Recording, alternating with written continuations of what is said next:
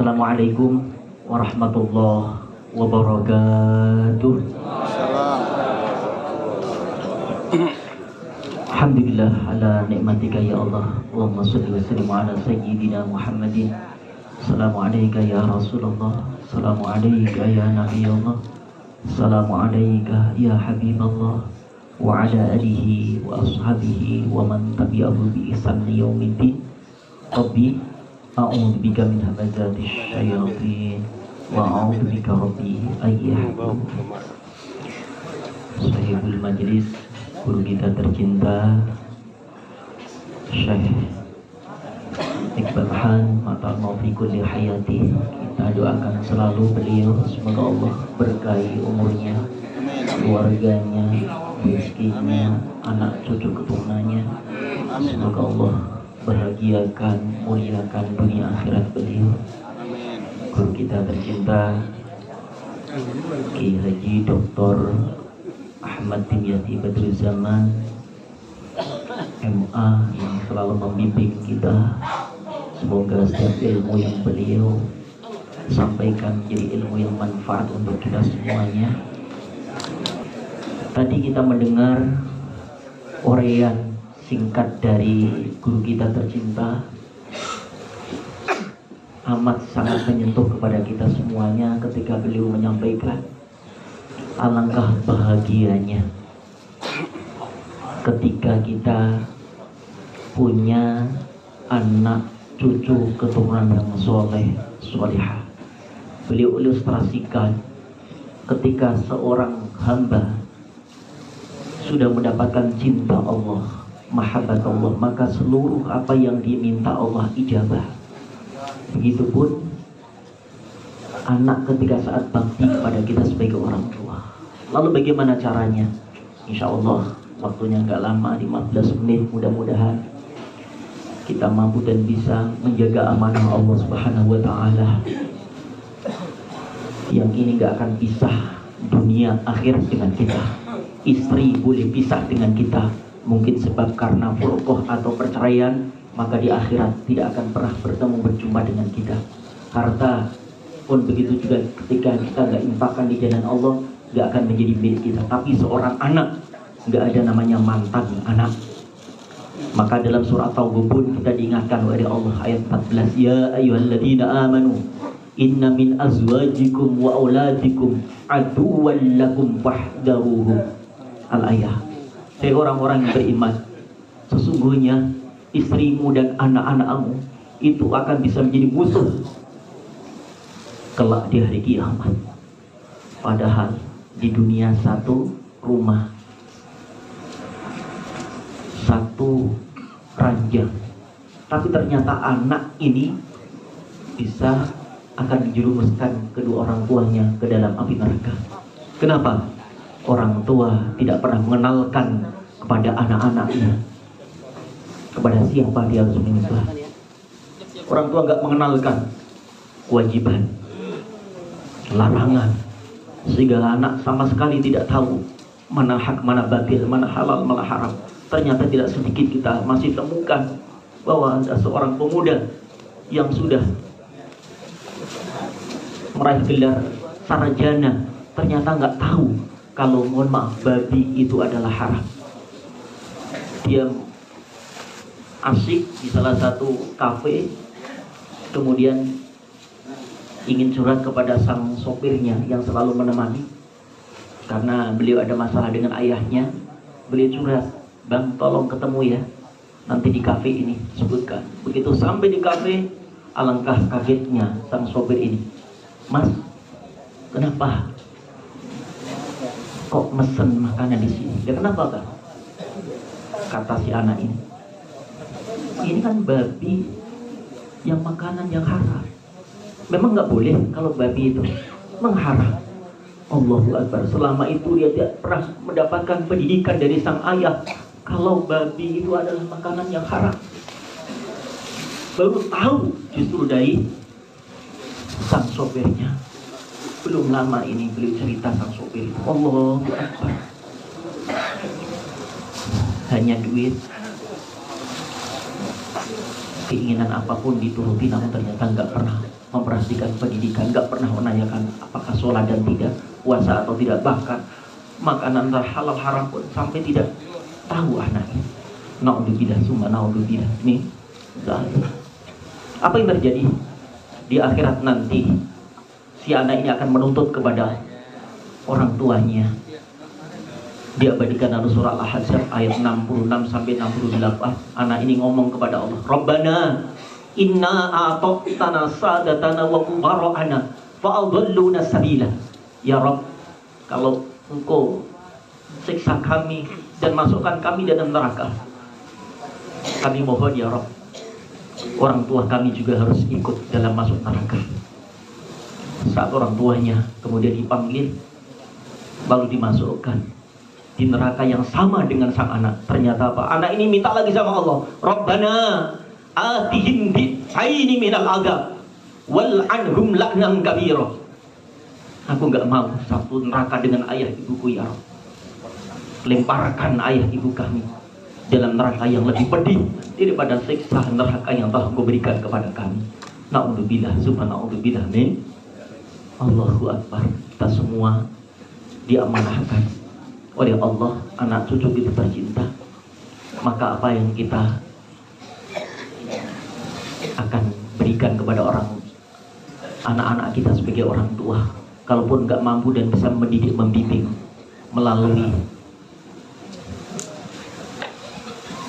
ilmu kita atau mungkin waktu kita, titipkan. Banyak setiap daerah, setiap kampung ada namanya pondok pesantren, termasuk di tempat guru kita ada pesantren Darus Sholihin, dan siap membimbing, mendidik sampai anak yang kita titipkan pondok pesantren menjadi anak sesuai yang kita impikan, kita inginkan. Kenapa? Di dalam setiap pesantren di sana anak kita diajak sholat 5 waktu. Kemudian setelah itu ada wirid, doa, dan doa itu harus mendoakan kita sebagai orang tuanya. Kemudian habis subuh mereka setoran hafalan Al-Quran sampai suruk, diajak sholat suruk. Setelah suruk kemudian diajak sholat duha. Full 5 waktu diajak, dibimbing untuk terus mendekatkan diri kepada Allah Subhanahu wa Ta'ala. Bagaimana nggak berkah orang tuanya, gimana nggak mulia orang tuanya, gimana nggak bahagia orang tuanya. Pertama. Lalu yang kedua, gimana supaya anak kita benar-benar sesuai dengan harapan kita. Perhatikan, yang kedua adalah makanannya. Saya selalu ingat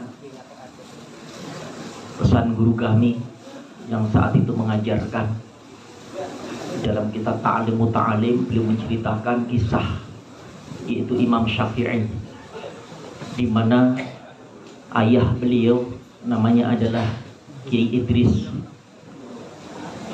Mungkin sering dengar kisah ini, tapi tidak ada salahnya kami ulang bagaimana sosok seorang ayah yang amat sangat menjaga makanan. Tidak ada satu butir pun, seteguk air pun yang masuk dalam tubuhnya, maka akan melahirkan anak-anak yang insya Allah juga terjaga. Dan benar, beliau rela redo hanya karena sepotong buah, dalam satu riwayat buah apel ya, atau buah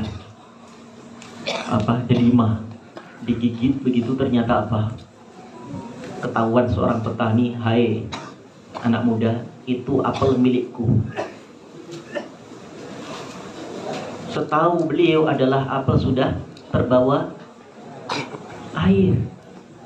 Yang ini apel mungkin jatuh dari pohon tengah hutan. Beliau minta apa si petani ini? Kalau engkau mau supaya apel halal itu untukmu, wahai anak muda, engkau harus kerja di rumahku selama 2 tahun lamanya tanpa upah. Allahu Akbar. Karena ingin mendapatkan halalnya, yang hanya 1 gigitan apel itu, beliau rela, beliau ridho demi mendapatkan halalnya 1 gigitan apel itu. Beliau kerja selama 2 tahun kurang lebih. Dan selesai, kemudian beliau ingin pamit. Pak, paman kalau bahasa kita, saya pamit karena 2 tahun saya sudah kerja. Cangkul ya semuanya lah dia kerjakan demi untuk mendapatkan halal. Ternyata apa enggak? Masih ada satu syarat lagi. Engkau harus menikahi putriku. Putriku adalah buta, pincang, bisu, tuli, lengkap sudah. Allahu Akbar. Apa kata beliau? Ya Allah, sudah jatuh ketiban tangga. Sudah 2 tahun lamanya kerja, tapi ternyata masih ada syarat lagi. Ternyata harus menikahi putrinya yang secara fisik tidak diinginkan setiap seorang laki-laki. Tapi karena ingin mendapatkan halalnya, satu gigitan apel itu, beliau mengingatkan, siap paman, asal benar engkau halalkan makanan itu untukku. Allahu Akbar. Dipanggillah putrinya. Haina, tolong siapkan minuman untuk tamu kita. Subhanallah, kaget beliau. Loh, katanya tuli, kok dengar suara? Katanya pincang, kok bisa jalan? Katanya bisu, kok bisa bicara? Ternyata apa? Beliau sampaikan, hai anak muda, aku katakan itu kepada putriku. Ya, buta. Karena mata putriku tidak pernah melihat maksiat secuil pun. Aku katakan lambe bisu karena lisannya tidak pernah mengatakan sesuatu yang Allah haramkan. Kenapa aku katakan tuli? Telinganya nggak pernah mendengar kecuali kebaikan. Kenapa aku katakan pincang? Karena kakinya tidak pernah untuk melangkah ke tempat maksiat. Allahu Akbar. At-thayyibun wa thayyibat.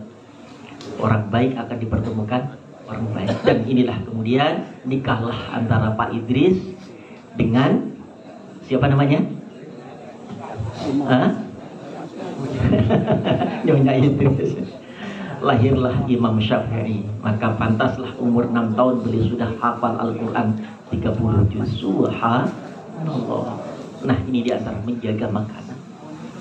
Insya Allah setelah kita menitipkan ke tempat yang terbaik untuk anak-anak kita, lalu kita memberikan makanan yang halal dan thayyibah untuk anak kita. Lalu yang ketiga, terakhir, doa selalu 5 waktu, jangan pernah tidak menyelipkan untuk anak kita, untuk buah hati kita tercinta. Dan di dalam Al-Quran terbanyak doa yang Allah ajarkan adalah doa orang tua untuk anak. Satu contoh dalam surah Ali Imran ayat 38. Ini doa ini pernah diajarkan Allah kepada Nabi Zakaria alaihissalam. Rabbi habli, Rabbana hablana min ladunka dzurriyyatan thayyibah innaka sami'ud du'a. Apa doanya? Sama-sama. Rabbana hablana min ladunka dzurriyyatan thayyibah innaka sami'ud du'a. Surat apa tadi? Ali Imran ayat 38. Hafal itu, gak usah ngarang doa. Allah sudah ajarkan doa terbaik untuk anak kita. Dan akhirnya Nabi Zakaria pun diberikan, hadiahkan oleh Allah seorang putra, yaitu namanya Nabi Yahya alaihissalam. Lalu yang kedua, dalam surah Ibrahim ayat 40, doa ini pernah Allah ajarkan kepada Nabi Ibrahim alaihissalam. Rabbi ja'alni muqimas salati wa min dzurriyyati rabbana wa taqabbal doa. Nanti kalau nggak tahu artinya WA ke Ustaz. Ustaz, tadi artinya apa? Nanti supaya penasaran. Ya. Kemudian yang ketiga, surat apa yang kedua tadi? Ibrahim ayat berapa? 40. Nanti buka Al-Qur'annya di rumah. Punya Quran semuanya? Kalau nggak punya datang ke Ustaz. Ustadz Farid besok datang hari Jumat, Ustadz kasih hadiah Quran. Kemarin karena Ustadz dapat hadiah dari sahabat Ustadz yang di Mekah. Ya, Ustadz tolong ke pintu berapa kemarin itu? 12. Ternyata beliau bagian membagikan Quran yang orang-orang wakaf orang Indonesia kelebihan. Jadi mau nggak mau dikeluarin. Akhirnya beliau telepon, ini Ustadz, alhamdulillah jamaah semuanya yang memang memerlukan bisa untuk mendapatkan Quran itu. Karena setiap jamaah pembimbing haji umrah sekarang kadang-kadang menawarkan jamaah, ayo bunda ayah yang mewakaf Quran, Satu Quran 50 rial. Nah itu saking banyaknya, beliau akhirnya keluarkan dan kita kemudian untuk menyampaikan siapa yang membutuhkan itu. Baik, yang ketiga dalam surah As-Saffat ayat 100. Ayat berapa? Bunyinya Rabbi habli minas sholihin. Sama-sama. Kemudian yang keempat dalam surah Maryam ayat 12 sampai 15. Doanya indah sekali. Wa hananan min ladunna wa zakah wa kana taqiyya wa barram biwalidayhi wa lam yakun jabbaran 'asiyya wa salamun 'alaihi yawma wulida wa yawma wulida wa yawma yub'atsu hayya. Yang artinya begini, ya Rabb, jadikan anak cucu keturunan kami menjadi anak hananan. Hanan itu apa? Lemah lembut, sopan santun. Berapa banyak anak-anak yang kita lihat ada orang tua duduk, kadang mereka juga ya Allah lewat nggak pernah permisi, berarti bukan hanan itu. Ya, orang tua duduk di bawah, dia juga nggak pernah ada rasa malu ketika duduk di atas. Berapa banyak anak-anak muda yang kita temui seperti itu.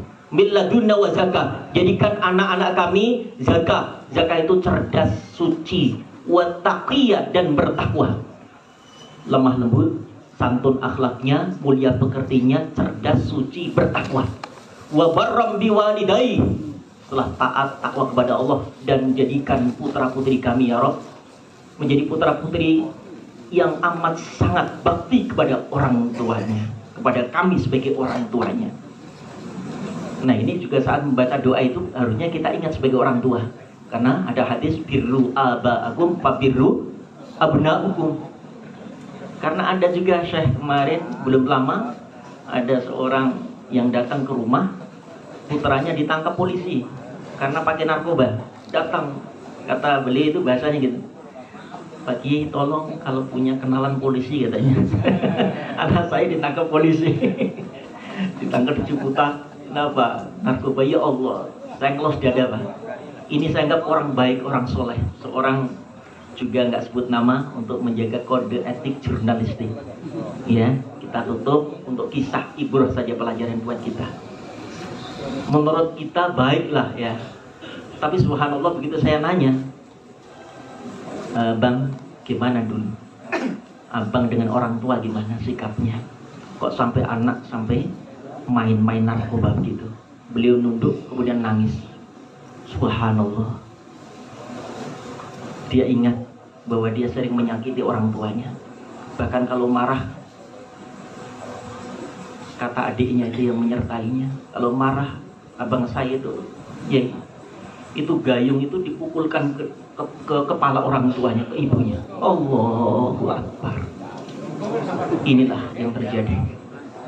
Anak-anaknya kemudian tidak hanya menyakiti dengan fisik kepada orang tua, tapi sudah menghancurkan kehormatan orang tua, martabat ke orang tua, nama baik orang tua, keluarga semuanya. Allahu Akbar. Nah, sampai mana tadi doanya? Wa barram biwalidayhi wa lam yakun jabbaran 'asiyya. Ya Rabb, jangan jadikan anak-anak kami jabbaron, anak yang sombong, angkuh. Orang tuanya jadi pejabat, wah, udah petenteng, ya Allah. Dikira jabatan itu akan menjadikan bisa segala-galanya.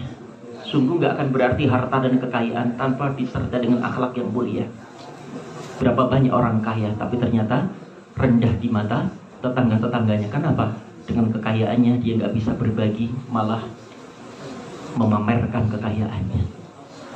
Walam yakun jabbaran 'asiyya, dan selamatkan ya Rabb anak-anak kami dari kemaksiatan sekecil apapun ya Rabb.